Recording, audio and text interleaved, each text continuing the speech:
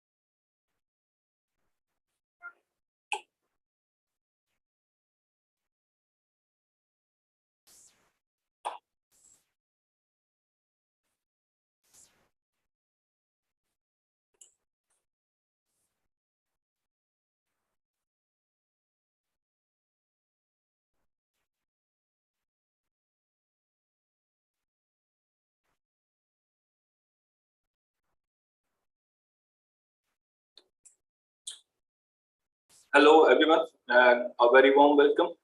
Good afternoon. Just please confirm me if you can listen us properly. Can you can you write in the comment section on or in the WhatsApp group if you can hear us properly?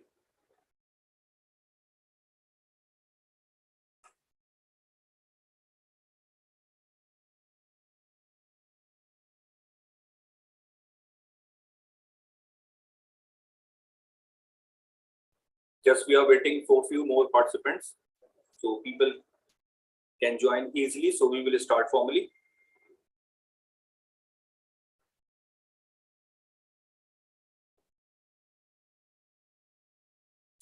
Thank you, Mr. Oves.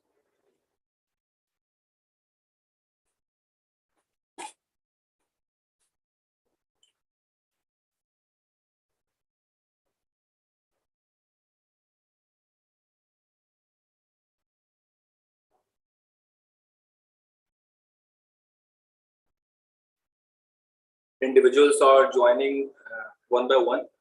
So hopefully we will start formally within 5 minutes. Thank you for your patience.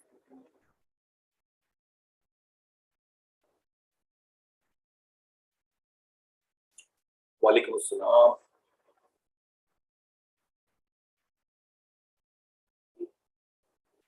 Thank you, Mr. Surya. Thank you.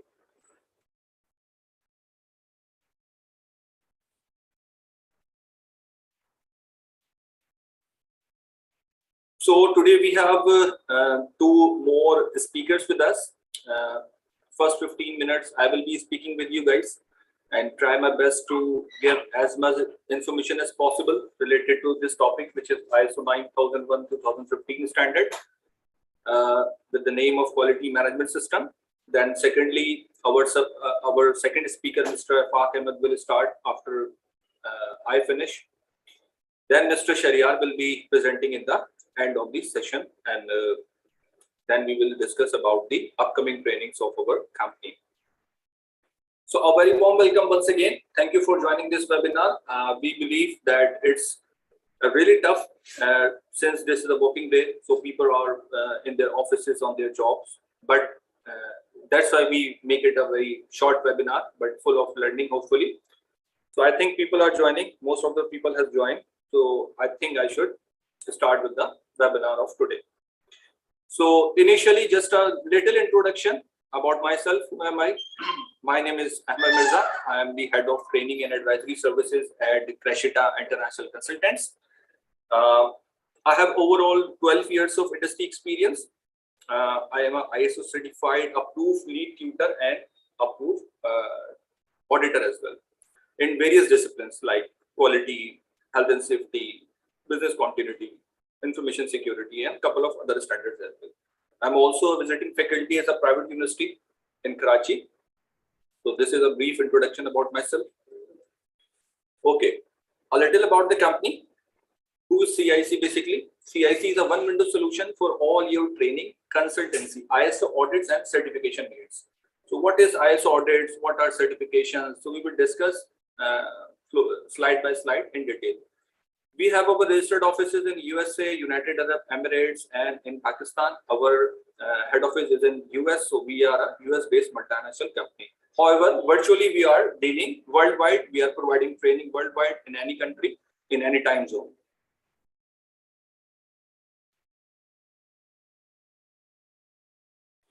Okay, so let's begin with the technical thing of today, which is what is ISO. We must have heard this term ISO many times. So we will understand today what is ISO, what is it about, what is this organization, why it came into being. Okay. So ISO stands for is basically International Organization for Standardization. This is the full form of this acronym. It is an international standard setting body. What does it mean? International standard setting body means that they develop standards. Okay, international standards.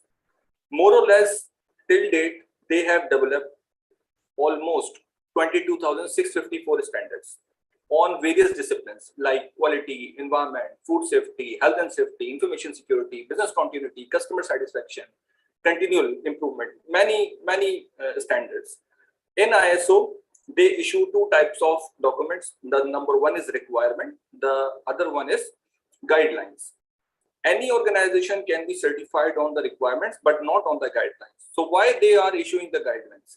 Guidelines are for understanding the requirements which are issued by the ISO company. Okay, so founded on 23rd Feb 1947 formally, having membership of 162 countries, which means worldwide 162 countries are the member of ISO, and they are giving their feedbacks whenever there is a new standard they are making, whenever they are revising any standard. So they take the inputs from the countries, 162 countries which are the member bodies, and almost 785 technical committees who develop the standard, who plays the part when they develop any standard. Okay, so ISO is derived from Greek word which is isos, which means equality. Whatever the country is, they call it ISO. Now we are moving to a very important cycle, or you can say hierarchy. Like in every country, there is a hierarchy between a worker, between an officer, between an analyst to the CEO of the company. And same goes with the ISO hierarchy. Normally, people don't know that if a company is ISO certified, so who is going to conduct the audit? Does ISO comes from Geneva and conduct the audit of organization? No, that is not true. So there are certain bodies between the organization and between the ISO.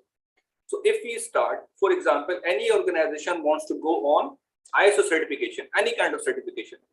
So they need to contact these certification bodies. What are certification bodies? They are ISO audit firms. They conduct the audit of the organizations. Now, how a certification body become a certification body? Why they are conducted the audits? Who approved them to conduct the audit? So there are accreditation bodies who are approving the certification bodies who conduct the audits of the organization. So ISO audits are conducted by the certification bodies, and certification bodies are reporting to the accreditation bodies. Now, who are accreditation bodies? Every country have accreditation bodies like IAS, SAS, UCAS, NAB or PNAC, and they are governed by the International Accreditation Forum. And finally, IAF is reporting to ISO. So this is the complete hierarchy. Whenever any organization is going to certify, so they have to go through this process. Definitely, organization will not talk to accreditation body, IAF or ISO. They will only talk to the certification bodies.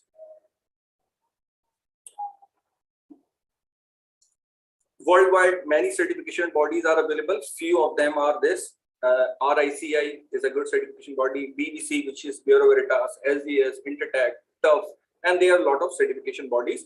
So you have to contact in your country whoever is performing the ISO audits if you want to certify the organization. Okay, so why there was a need to establish ISO? Why they formed ISO organization? Why it was a need? So it was only a one sentence, one fundamental sentence, that what is the best way of doing anything.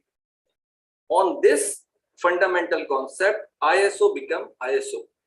That we will tell the people, we will tell the world how to do trade, how to do quality. If a company is certified on any ISO standards, which means that they are producing the best thing, whatever the business is, whatever the service are. Okay. Let's move on to the third slide, which is the Pdca cycle.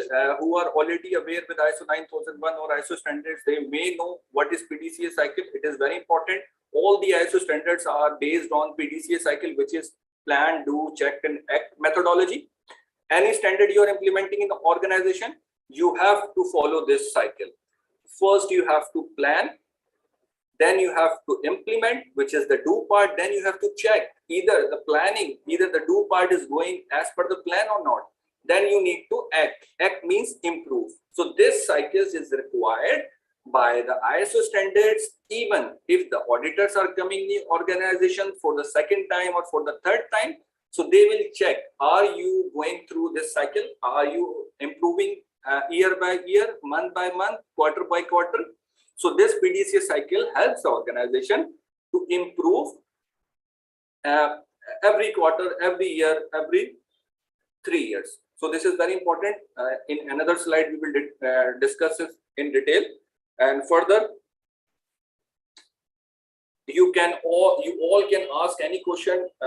I am also reading the comments during the webinar. We have 3 panelists, so we will respond to you on any question if you have. Okay, so these are the clauses of the standard, which is ISO 9001 standard. There are, you can say in easy language, there are 10 chapters in this standard, number 1 to number 10. But initially, 3 chapters, 3 clauses of ISO 9001, which is 1, 2, and 3, are not auditable clauses. You cannot implement those clauses. Why they include these clauses in the standard? Just for reference purpose, just for understanding the standard. So the starting 3 slides are not mandatory to implement, and even the external auditor will not ask you why you did not implement number 1 clause, number 2 clause, and number 3 clause. Then from 4 to 10, these all clauses are implementable. These are auditable. If you are going for certification for your organization, you have to implement each and every requirement which is available from clause number 4 to clause number 10. As we were discussing, this standard is based on Pdca cycle, plan, do, check, act. So clause number 4, 5, 6, 7, these comes under planning part. Whenever you are preparing for the audit, so from clause number 4, clause number 7, it becomes the planning part. It will tell you how to plan your implementation. Then clause number 8 is the do part, which means you are now implementing this. The third is evaluation, which means the judgment time. Now you have to check either yourself, organization will check themselves, either their organization is capable or ready for the audit or not. So they will conduct the internal audits of their organization themselves, and they will conduct a management review meeting to check the compliance of the standard, the status of the standard. Are they in the condition to invite the external body or not? So this is the check part, and number 10 clause is the improvement part, which is they have to improve, as we discussed, month by month, quarter by quarter, year by year. So this all standard, when you are implementing in an organization, you will implement this with the help of Pdca cycle, which is plan, do, check, and act. And I again remind you, you can ask the question anytime. I'm available. Other panelists are available. If you have any confusion, you can just write the question in the comment section. Okay, so that's from my side. I would request the other speaker to start from here and share his knowledge regarding the ISO standards. Good evening, all of you. A very warm welcome for in this webinar. First of all, I would like to thank everyone who has joined us from different part of this world and be enthusiastically adding himself and spreading this message, because nowadays I know everyone is very busy in their schedule according to their work requirement. But still, I always believe learning should not stop in any case. So this is how CIC is arranged for you guys a webinar which basically give you the idea about ISO 9001, which we also call mother of all standards.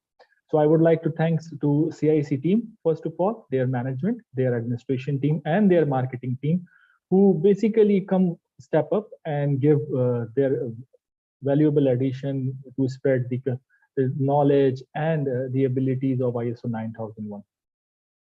Well, ISO 9001 is not a new topic to discuss seriously, but eventually, whenever we talk about quality, so we have to understand this thing that quality is the mandatory to for everything. Either your company is manufacturing any product or services, either you are manufacturing of any goods, transportation of the goods, any scope of business. Scope of business is called the nature of work. If you belong to any nature of work, you don't want to compromise on quality. And this is where the requirement of ISO 9001 arise. After the Second World War, all the country has their own capability and capacity for manufacturing and production of goods and services. They basically follow different procedures. And till now, in 2022, we basically give preference or give value to those manufacturing companies who belongs to a country where the quality matters a lot. So that was the need of the world, that everyone, either the company is located in Karachi, either located in Riyadh, either located in South Africa, Australia, any part of the world, they have some uniform standards. They have equal way to pursue the quality standards into the organization. So in this scenario, ISO, the International Organization for Standardization, step up, and they step up regarding the the formulation and establishing of these standards.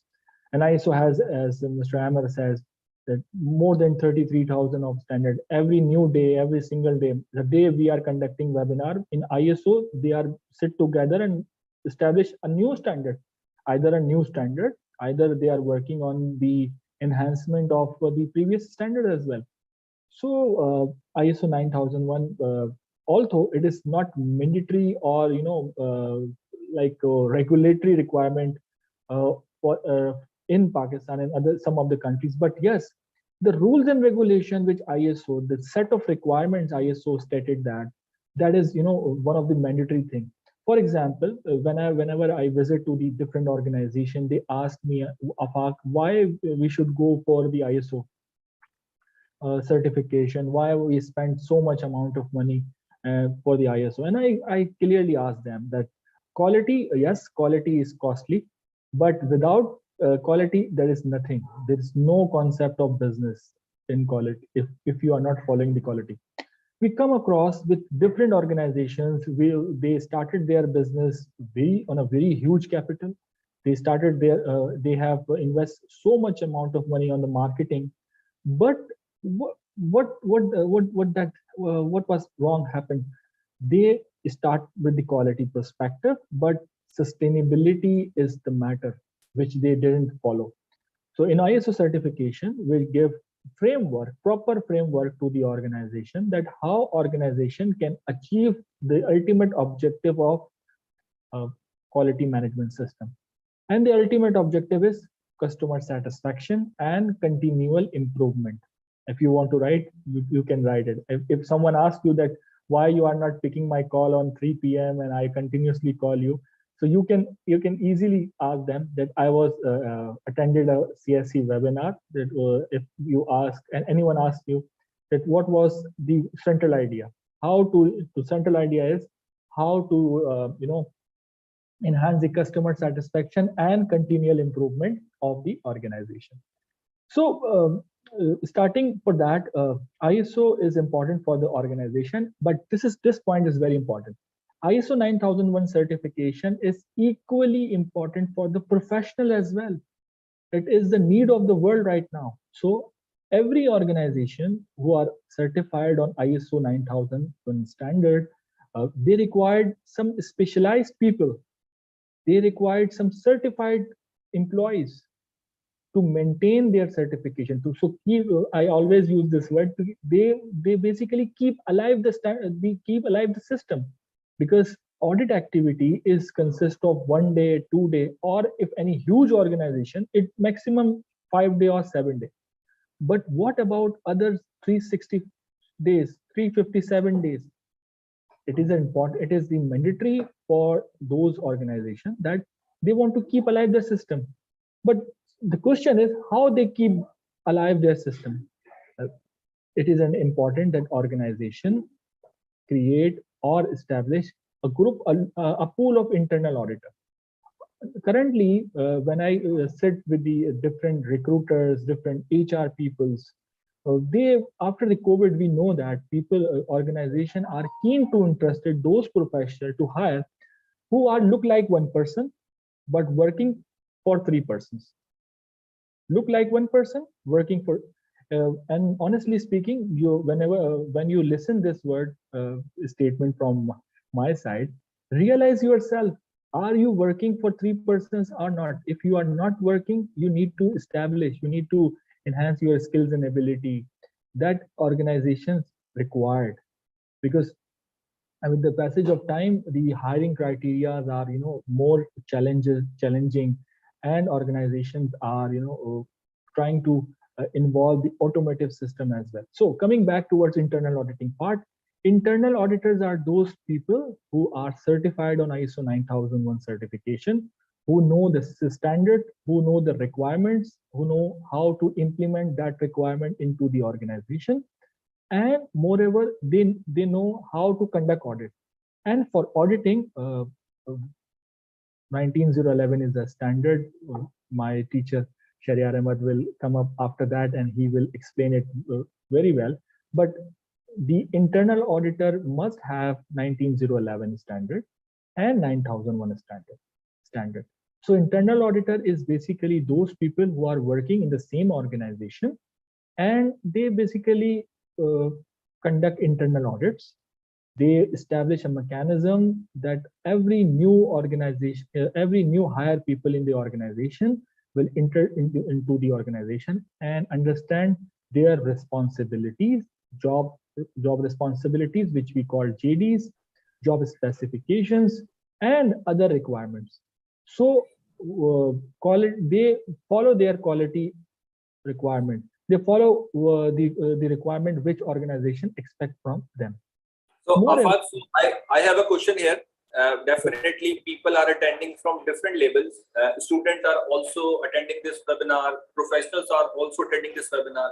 So, please share the categorization that who should go on which certification. For example, if there is a student, so do you recommend him for an implementation training course, or it will be the waste of money? So, please explain this also. This is very important question. Thank you so much, Mr. Amar, for reminding me. Basically, whenever I conduct a webinar, whenever I conduct career counseling session, everyone is want to certify themselves for the ISO Quality Management System Lead Auditor course. But the answer is, I always believe that if you want to invest into your skills and ability, try to invest now, not waiting for the right moment. The moment you spend money on the on your career path, that is the best moment. So if you are a student, then the foundation courses, very well and very suitable for you.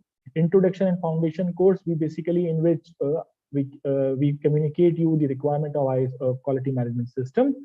And for intermediate level, for final year student and those students who just passed away, they are completing the graduation and master's, internal auditor course will be suitable for them.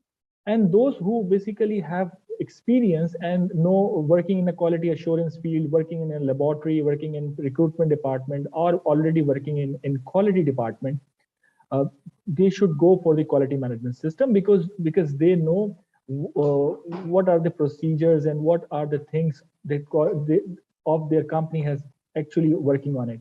So if you have a base of quality management system, you can go for the auditor certification. But the most important certification, which I believe, because I have come across with more than 1,500 students or 1,500 professionals who are certified on quality management system in all category, 9 beginner, internal auditor, and lead auditor. So altogether 1,500 people have certified in my career, starting I start my career in 2014 till 2022, and currently I'm already conducting a internal auditor course as well. So only 3% people go into the auditing field after attending the lead auditor course, and rest of the 97% people are working in the organization. They can be internal auditor, but for them, I always believe that implementation course is very important, because if you attend the implementation course, you know how to implement, how to prepare document, how to evaluate the requirement of ISO 9001, how to prepare the procedure, how to maintain and establish a good quality policy. So this is how the requirement of ISO 9001 meet, and this is the career path. Again, in the last slide, how the certification process start. You can contact with any certification body, but before that, you need to prepare. You need to work on 3 things. Number 1, establish a quality management system team, because achieving a standard, achieving a certification is not a decision of individual. It is a decision of the whole organization. So what you need to do? You need to establish a team, a competent team. A competency means ability to perform any specific task. A people who has enough competency, they can go towards the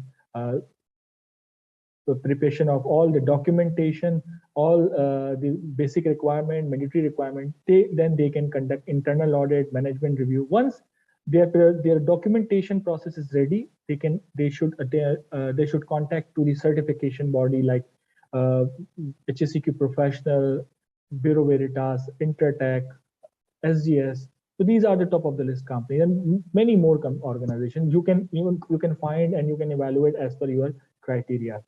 But first they will register you and conduct a stage 1 audit, then stage 2 audit, and after stage 2 audit, they will basically give you the certification, which is valid for 3 years.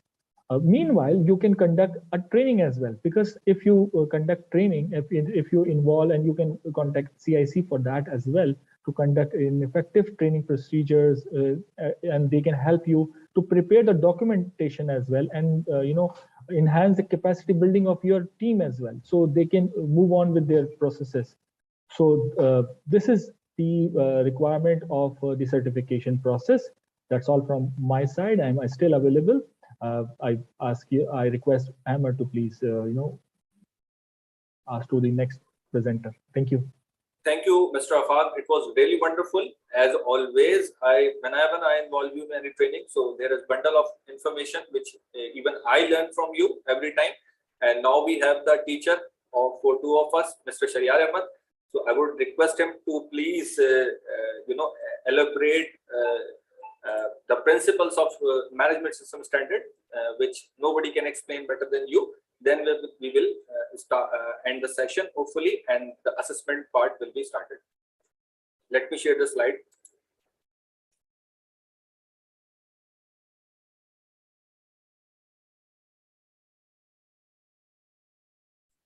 Yes, your mic is muted, Mr. Shariar.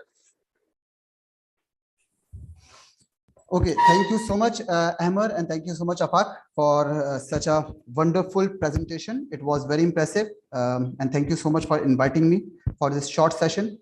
For a quick introduction of mine, my name is Shariar Ahmed, and I work in QCS Global.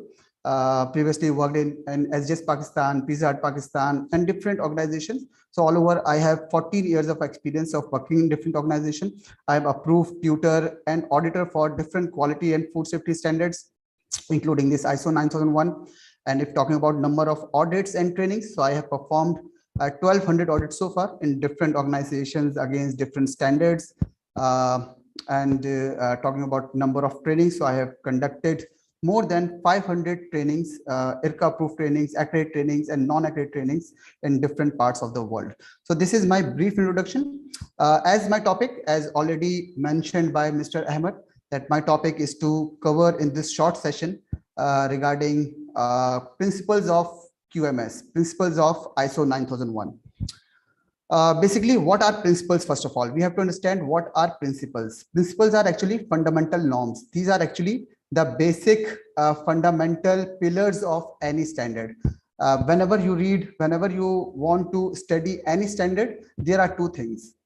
One is the requirements, another one are the principles, and both are balanced actually. If you want to understand any standard in a summarized way, you should go for to understand the principles. And if you want to go into the details of the standard, then you should go for each clause, each requirement of the standard. So what are basically principles? Principles are the summarized way of all the requirements of the standard. There are in total around 300 requirements. So every requirement of the standard will reflect any principle of QMS. In total, actually, there are 7 principles of QMS 9001, and ISO 9001 is actually quality management system based on customer satisfaction and expectation, and we have 7 principles for that. Previously, there were 8 principles, but in this version of ISO 9001 2015, we have 7 principles. 1 principle was reduced by 9001, and now we have 7 principles. In order to remember these principles, we have to understand one word. We have to remember one word, and that word is clapier. CLEPIER. If you remember this word clapier, it will easy for you to memorize all 7 principles of HACCP. So clapier, CLEPIER. C for customer focus, L for leadership, E for engagement of people, P for process approach, E for evidence-based decision making, I for improvement, and R for relationship management. So very quickly, I give you the brief explanation of all the principles. First of all, customer focus. Standard ISO 9001, there are several clauses in ISO 9001 which talks about customers. For example, clause 5.2 that talks about customer focus. Clause 8.2, there are further sub clauses in 8.2 which requires from the organization to identify the customer requirements, and then 8.2.2 which says to review the customer requirements, and then 8.2.3 which talks about communication between customer and the manufacturer. Then clause 7.4.2 also talks about external communication, in which we can include customers. And then clause 9.2 of ISO 9001 talks about customer satisfaction, which means you have to analyze the data. So there are several clauses. I have named just few, but there are several other clauses as well. All these clauses actually talks about how to focus the customer requirements and expectation. And in short, customer focus means to identify, to analyze present and future needs of customers. This is very important. If you want to make your management system strong, compliant with quality, the first thing is to understand what my customer requires from me. What is their expectation? What is their need? So this is the first point. And for that purpose, you have to comply with different requirements of the standard. Like you have to make the procedure for customer complaints, customer feedbacks, proper communication methods. You have to establish the proper communication methods. You have to identify and you have to establish the proper procedure for identifying the customer requirements. Then after getting the customer requirements, how do you review the customer requirements? Either you are capable to deliver those those expectations, those requirements from the customer or not. So these things you have to align with standard requirements. And whenever I say aligned, organized, it means that you have to make the procedure, you have to do the implementation, and you have to keep the record of all these implementation. So this is the first principle, first pillar, first basic part of ISO 9001. Next is leadership. That is again very important. You cannot get your goal, you cannot get your target, you cannot get your objective until and unless you have a proper leader. And leader means who set anything with an example. There are a lot of things, lot of memes you can see on your Facebook or any social media, that what is the difference between boss and leadership. So boss always instruct things, leader set the things with example. So here ISO 9001 talks about different things like making the organogram, job description, responsibilities and authorities. In that way, we in an industry identify that that the person, that the employee is reporting to whom, reporting level is identified, and then this standard is not one person dependent system. Previously, there was a requirement for management representative, but here in this standard, there is no requirement for management representative. Every department, every individual is responsible to comply with the standard requirement. And if they want to go for the audit, they have to prove themselves that they are complying with the standard requirement. So this is actually the leadership second pillar of ISO 9001. Third thing is engagement of people, which means recognition, empowerment, enhancement of skills and knowledge.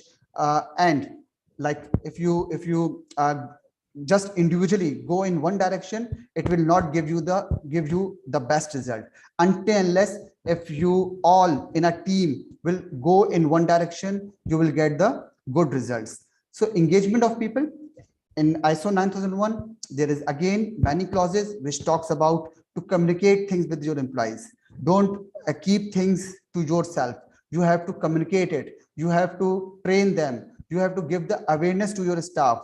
For example, policy. If you make the policy, which is the statement, which is a one-liner, two-liner, one-pager or two-pager statement, commitment by the top management, that top management is committed to provide and maintain the quality management system.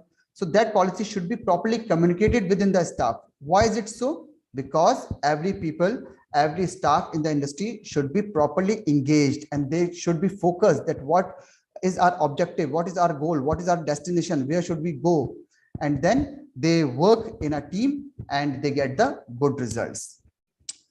After these three pillars, the fourth pillar is quite complex, quite technical, and here there are two things to explain. One is process, another one is approach. First of all, what is process? Process is anything which takes some input, do some activity, and convert into some output. So this is called process. And every industry, either it is ISO 9001 quality management system compliant or not, every industry is doing process. But when we talk about process approach, this term is specifically used by ISO 9001 or ISO standards. All ISO management system standards talks about process approach, which means that if you are having any process, it should be based on Pdca. And what is Pdca? Pdca is a methodology which ISO 9001 itself based upon, and it also expects organization to work based on Pdca. So whenever we want to comply with ISO 9001, so we have the process. We obviously working in any process, a part of any process. So we should work according to Pdca. We have to plan things that what should we need to do in order to go in compliance with this process. So we have to plan things, and planning means in shape of procedures, instructions, policies, SOPs. So all these things are actually a planning phase. Once we plan things, the second stage is do, and do is what? Implementation. Whatever we have planned in an initial step, we have to implement it as per that plan. This is the do part. Check part is evidences. Like whatever we have implemented, we need to keep and retain the records of those activity. We have to retain the evidence of those activity, because whenever you want to get the certification and you call any certification body for the audit, they will only believe, they will not believe on your words, they will believe on your records. So record keeping is very, very fundamental thing in ISO 9001 and quality management system. The fourth thing is, the fourth point is the action part. Whenever you do the record, whenever you maintain the record, whenever you do the implementation, there are two possibilities. One is that your implementation will go as per that planning, or your implementation will not go as per your planning. If your implementation will not go as per your planning, you have to take the corrective action. You have to improve it. You have to take the proper action so that it will not reoccur again. It will not reoccur. But if it goes according to the plan, even then you have to improve your system. You should not be stagnant. You should not be stopped with your implementation, and you should not be happy that whatever we are doing it is excellent, it is 100%. No, you have to improve it by the time and every now and then. So process approach, again, in a summarized way, all those processes which should be based on PDCA. And then one more thing, you can add it here, that the interaction of all the processes should also be aligned, should also be systematic, because one organization should is a combination of different processes. So all those processes which are based on PDCA should be aligned, because output of one process is the input of second process. So you have to align things in a systematic way so that you get the best results out of it. Improvement. This is the fifth principle of ISO 9001 quality management system. And this means that company have to improve. Company has to take some actions every now and then, because stagnant system will not sustain for a long time. And for that purpose, ISO 9001 standard says different thing, requires different thing from the organization, like management review, like conducting of internal audits, making of food safety objectives and quality objectives, making of policies, making of corrective actions and corrections. So all these things actually make an organization towards improvement. And if any company do not do these things like management review, internal audit, corrective actions, risk assessment, objectives, not in a true spirit, they get the certificate, they get the piece of paper, but they do not work on the improvement. So these things are important for the improvement point of view, like management review, internal audit, etc. The seventh principle is evidence-based decision making. Like in any organization, your all decisions should be based on facts and figures. You cannot take decisions hypothetically. Hypothetical decisions will not be taken in a quality management system compliant or certified industry. So whatever you will take actions, it should be based on some justification, some validation, some facts and figures. And for that purpose, what we do, we maintain different records, do the analysis, and after analysis, we do the evaluation. So this is what the requirements of the standard is. Retain the records. There are in ISO 9001 standard, there are total 25 places where standard requires an organization to retain or maintain the documents. So all those documents and records should be analyzed after a certain time period based on risk. And after analysis, just don't sit empty. You have to take the proper evaluation, like what is our strong point, what is our weak point, and then take the decisions in order to cope up with your mistakes and non-conformities. So this is the principle number 6. Finally, relationship management, equally very important principle, fundamental point, pillar of ISO 9001, that all interested parties, and whenever we say interested party, it means your customers, your suppliers, your stakeholders, legal bodies, your internal customers, your internal employees. So you should have proper relationship with all these interested parties, because just take one example, you have good supplier, you will be able to produce good product. If your supplier is not good, if your raw material is not good, if you do anything in your process, in your production area, you will not be able to produce a good product. So if you, next example is for customers, for example, your customer feedback, your customer complaints is very important. If you do not have the procedure for taking proper corrective action, proper customer complaints and feedbacks, you will not be able to do the improvement in your system. So you should have proper communication channels established in between all interested parties. You should have proper relationship with all these interested parties.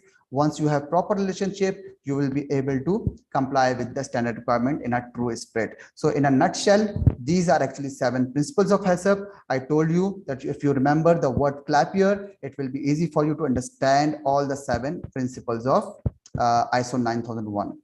So that is all from my side. Over to you, Amar, and I am available for any question if you want, if you have. Thank you, Mr. Sharyar, for this wonderful session. A very short session. I was very worried about the principles because it's not a 5 minutes topic. Definitely, it's a proper training. So I would request the participants, if there is any question, they can ask or just write the question in the comment section. We have received 2 questions till now. So let me just read it out for you. Miss Carolyn asked me, I asked if we have certificate. Definitely you will have the certificate, but there is a policy which is available in the WhatsApp group description. You have to attend a paper assessment, not a paper, a small assessment containing 10 questions. Choose the best answers. Link will be shared in a short period of time in the WhatsApp group. After successfully attending that assessment, you will get the certificate of attendance. However, whoever joined this webinar, whoever registered for this webinar will get the free copy of this training material, or you can say the slides of today's webinar via email. Okay. The second question is asked by Mr. Taha Suleiman. Principles are clauses. So, Mr. Sharyar, can you answer this? Principles are clauses. As already mentioned in my earlier part of speech, that no, clauses are different. Clauses are detailed things. Clauses explains the detailed requirements which standard requires from the organization, whereas principles are actually the fundamental norms and pillars of ISO 9001. There are total 7 principles, and all the clauses are standing on these principles. So, for example, if there are 300 requirements, so 20 requirements reflecting customer focus, 80 requirements reflecting improvement. But if we plus all the requirements of the standard, it always talk about these 7 principles. There is no other principle, there is no other benefit of ISO 9001 other than these 7 principles. So 7 principles are a different thing, and clauses are the different things. Clauses are the detailed requirements, whereas principles are the summarized way of the standard.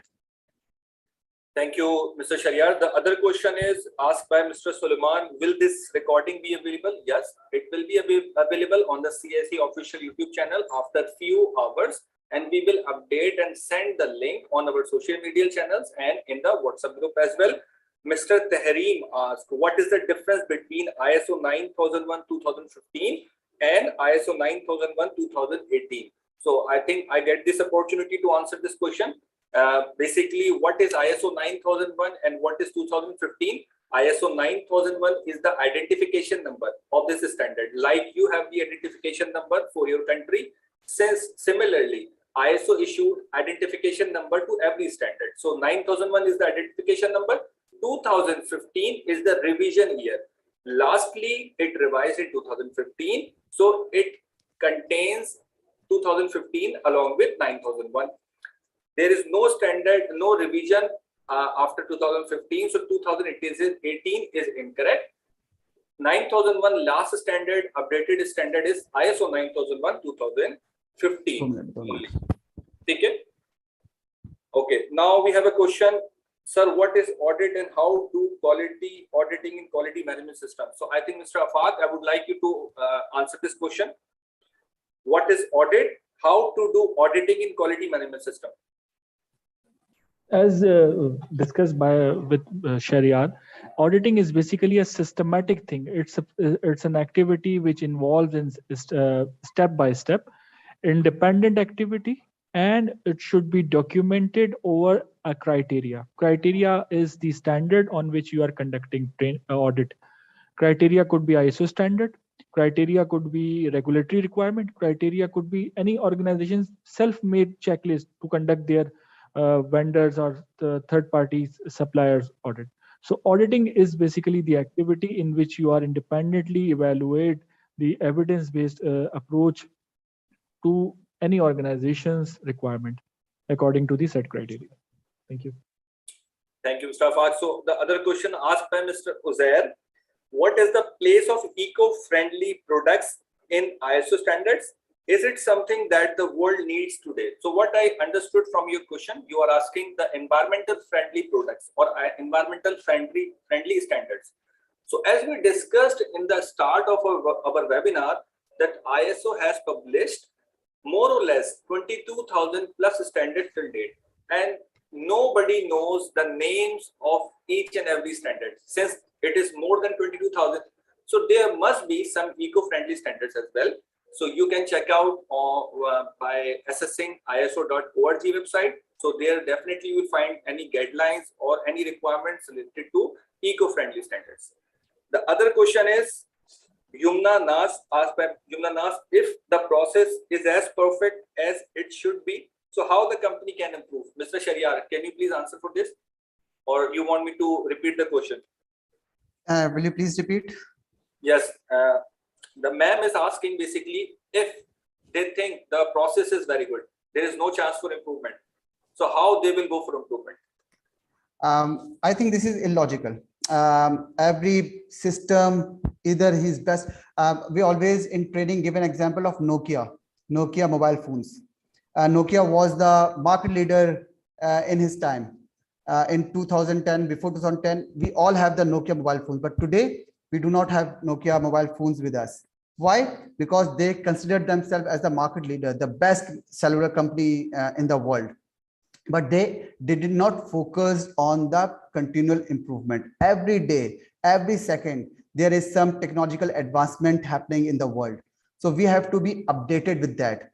And if we think that today we are the best, we do not need to learn anything, we do not need to improve anything. So this is illogical. You have to learn till your death. Thank you. The other question asked by Ms. Mahim, is ISO 9001 certification mandatory or not for food manufacturing processes? So I would take the opportunity to answer this question.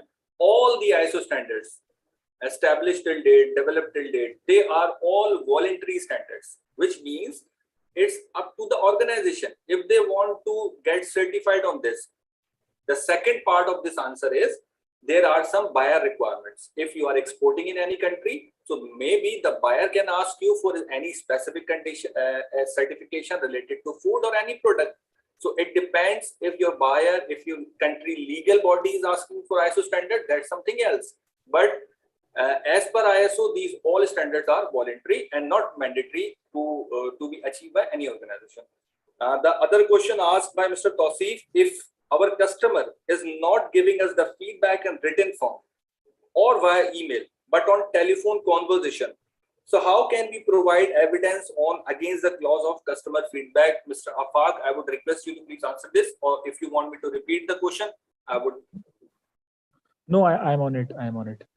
Basically, ISO 9001 is a very flexible standard, and it is not focusing on the taking a feedback on any particular, any self-made or any specific way.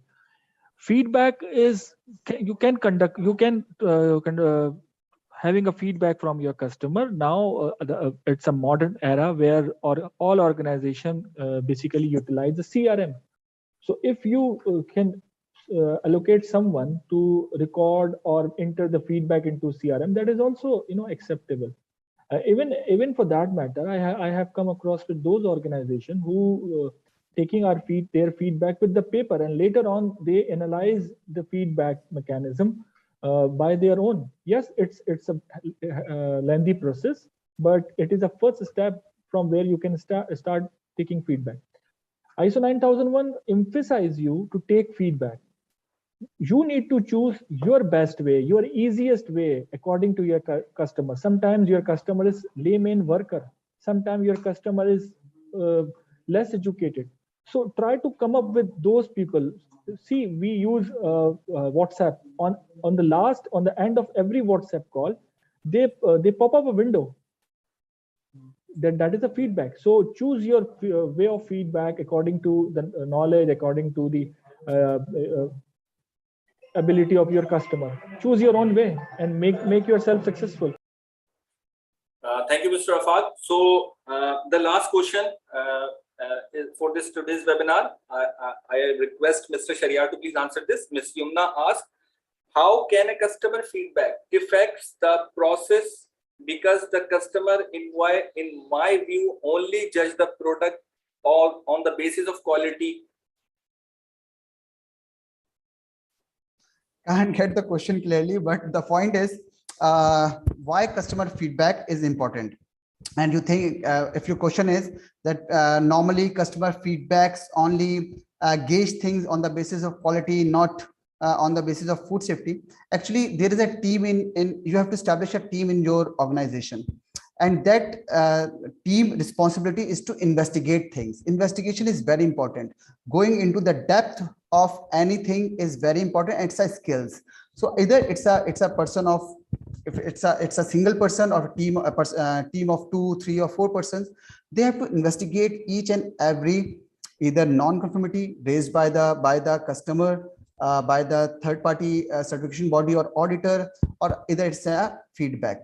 So you have to analyze first that either this complaint or this feedback have some status. Can we go for the traceability, and do we need to take any corrective action and correction out of it? While getting the feedback or complaint or non-conformity from any source, it doesn't mean you have to start the product recall. It doesn't mean you have to start the product recall and you have to initiate the traceability system until unless you are not sure about the authenticity and accuracy of that feedback and complaint. So first of all, do the proper root cause analysis, traceability, and then take the next step. Thank you, all the panelists. Thank you, all the participants. We are going to end this webinar. Just one live slide. Hope you attend the webinar, you enjoyed the webinar, and some skills added, some new knowledge we tried to our best to edit. In detail, if you want to study this, so you can attend our paid trainings. These are our paid trainings on the screen right now. This is also available on our social media channels. We will share the link in the WhatsApp group about our social media channels. If you want to know the fees, if you want to know the details that what will be taught in these certifications, these all certifications are internationally accredited and acceptable worldwide. So you can call us on these numbers, you can send an email, or you can drop or comment in our social media channel. Our sales team, sales specialists, training specialists will call you, will get in touch with you, and they will guide you the right certification for you. So once again, thank you so much, all the participants, for your feedback and for your questions. Thank you, Mr. Afaq, and thank you, Mr. Shariar. Thank you, CIC.